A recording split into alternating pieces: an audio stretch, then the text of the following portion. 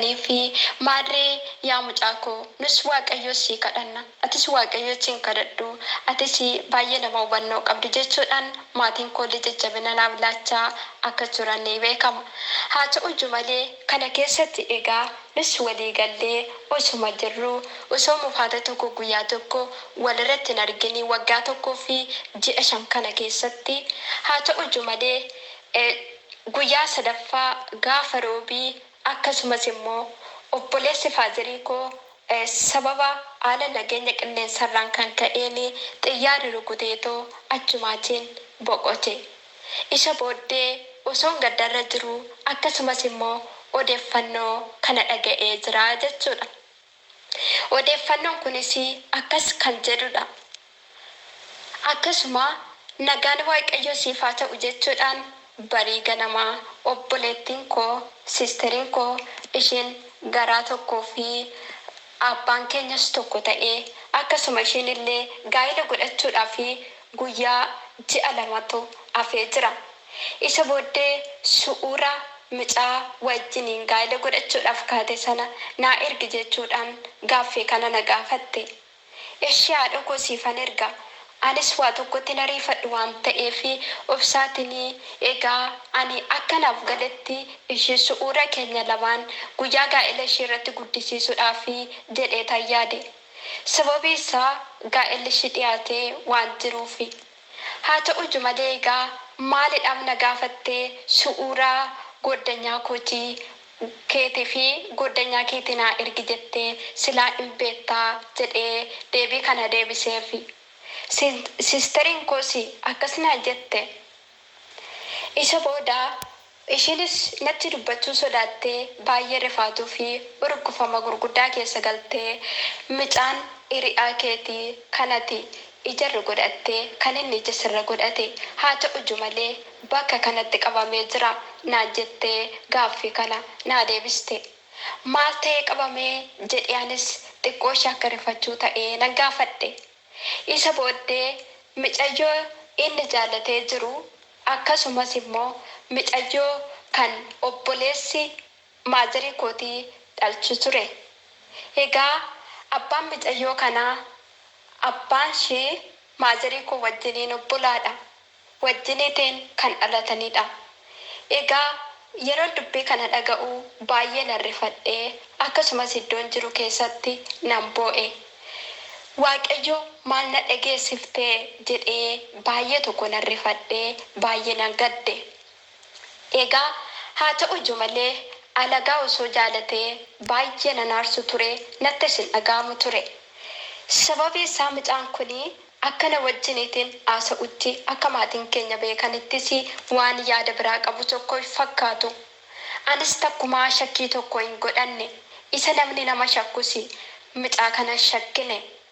Haa ta'u malee innis icciitii garaasaa yoo inni nama riisisus isa jajjabeessuudhaaf hanga dandeettii kootii yaada gaarii hiraafii ture. Haa ta'u malee akkasitti kunoo mucaa obboleettii keenyaa osoo inni haasofsiisaa jiruun dhaga'ee jette. Sisteriin koo mucayyoo wajjiniitiin bakka tokko bulu. Sababii isaa isheen katamaa keessa teessee barnoota ishee baratti. Manni maatii keenyaas akkasuma katamaa keessadha. Yeroo kaanii mana maatii keenyaa dhaqxee achi bulti. Yeroo kaan immoo sisterii koo wajjiniitiin bakka tokko bulu. Isheen sunis anaaf sisterii koodha. Isheen kunis immoo sisterii koodha. Obbolaaf obbolaan bakka rakkinaatti akka wal biraa hin hafnes in yaaddu jedhee abdii guddaa qaba. Egaa inni guddaan kan baay'ee natti dhaga'ame kan baay'ee na gaddisiisee akkasuma obboleettii koo kanarraa akkasuma hangafummaa ishee nama fudhatee jirudha.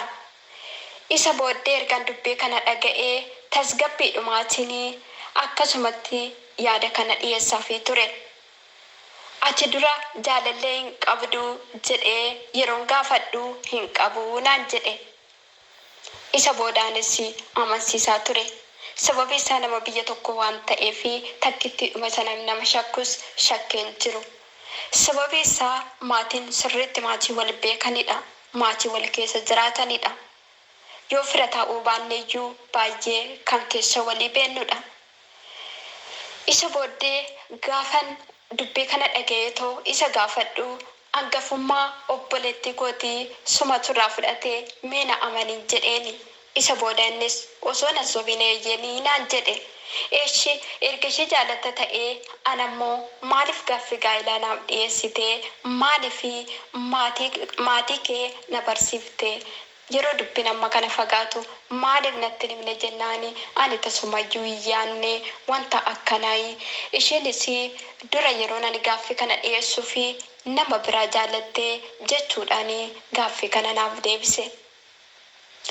Egaa waan hundumaa keessatti obboloota koo Waaqayyo haala hundumaa keessatti biyya keenyaaf dhaloota keenyaaf araara isaa haa deebisu jechaa isa booddee mucayyoo dhiiga ishee dhangalaasee isheen barbaadu jechuudhaan ishee gane. Filannoon isaa gara koo ta'e. Inni ofiisaaf si wajjiniitiin gaa'ela dhaaba hanga ati dhuftutti biyyan keessa jiraadhu gadi dhiisee biyya jijjiirradhee barnootas dhiisee hojii koo hojjedha jechuudhaan ammas akkuma duraa sanitti yaada isaa kana naaf dhiyeessuu calqabe. Isa booddee waa'ee obboleettii koo baay'ee natti dhaga'amee baay'ee nan gadde. Tokkoffaa obboleettiin koo kuni aniif isheen alagaa miti obbolaa fi obbolaa jechuudha. Obboleettiin koo kun tokkoffaa hangafummaa ishee hin dhabde. Egaa akkuma beekamu Waaqayyo akkuma nama bilcheessu isa booddee innis immoo isheen barbaadu jechuudhaan si wajjiniitiin gaa'ela godhadha jechuudhaan gaaffii kana naaf deebise.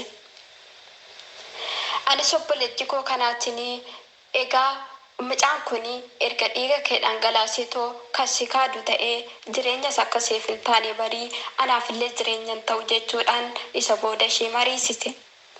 Isa booda isheenis silkii walirratti isa booda bakka tokkotti isheedhaaf yeroo ni dawwalee ishee haasofsiisu isheen kophaa koo jira jechuudhaan isa booddee aniif isheen sagalee isaa dhaggeeffachaa turre.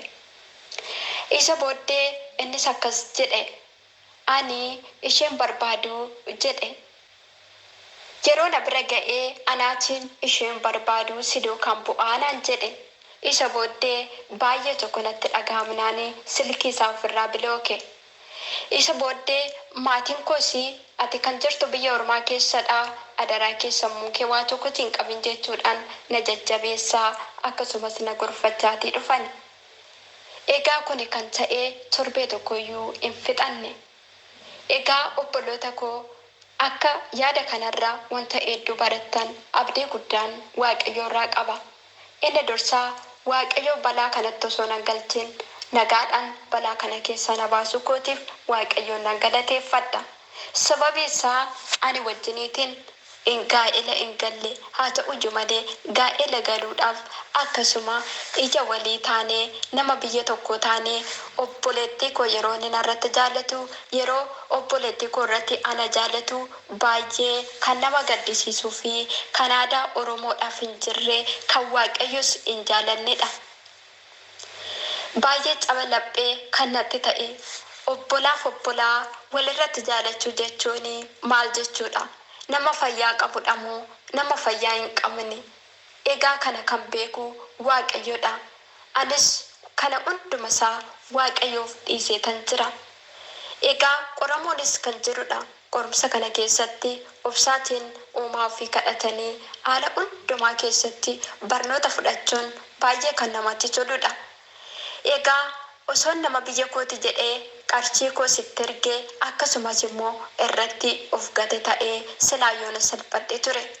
Garuu Waaqayyo osoo ani isaaf hojjedhu innis na salphifne dafeetu karaarraa na deeffate. Egaa obboloota koo maal isiniin jechuu barbaade adaraa keessan yoo jaalattan jaaladhaa. Birrii keessan yookaan qarshii keessan baastanii ittiin erginaa. Sababi isaa barri kun bara amaadha. Barri kun bara obboleessi obboleessa dabarsee gurguratudha. Bara itti obboleettiin obboleettii dabarsitee gurgurtudha. Kana hundumaa keessatti Waaqayyo Abbaan biyya keenyaa fi dhaloota keenyaaf araara isaa haa deebisu jechuun jaaladha. Egaa yaada qabdan yookaan yaada dhuunfaa keessanii koomentii jalatti akkanaaf barreessitan jaalala waaqayyoon isinan gaafadha. Egaa seenaan kun baay'ee kan nama gaddisiisuu fi kan cabalaphee namatti ta'udha. Hundumti keessaniyyuu gooftaan sinaa eebbisuu eebbifamaadha. Egaa yaada qabdan koomentiidhaan jajjabina soo ta'e yaada keessan koomentii jalatti naaf qoduun dagatina isinin jechuu jaalladha. Waaqayyo sinaa eebbisuu eebbifamaa.